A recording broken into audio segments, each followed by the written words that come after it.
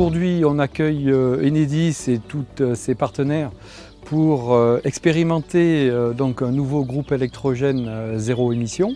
C'est une expérimentation qui est intéressante pour les communes rurales puisque ça permet d'alimenter nos habitants de manière propre et puis de manière silencieuse. C'est toujours un point important lorsqu'il y a des travaux sur la commune de pouvoir déranger le moins possible la population. Les avantages sont multiples. On n'a plus de pollution de l'air, on n'a plus d'odeur, on n'a plus non plus de pollution sonore. On est sur un matériel qui est extrêmement discret et qui fournit le même service qu'un groupe électrogène qui est en fait un moteur. Là, on n'est plus sur de projets, on est sur des choses qui sont concrètes. On est en train de tester pour pouvoir après passer à l'échelle. Donc ce qui est sûr, c'est que la technologie aujourd'hui, elle fonctionne. Après, ce qu'il faut maintenant, c'est encore faire les dernières adaptations, avoir aussi les structures en termes de réseau pour pouvoir avoir suffisamment d'hydrogène pour faire fonctionner ce type de matériel.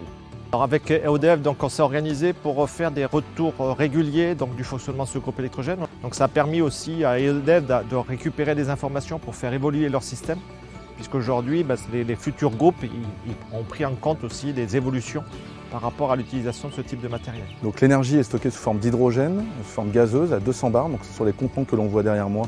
Donc 2 contenants, 2 fois 13 kg d'hydrogène.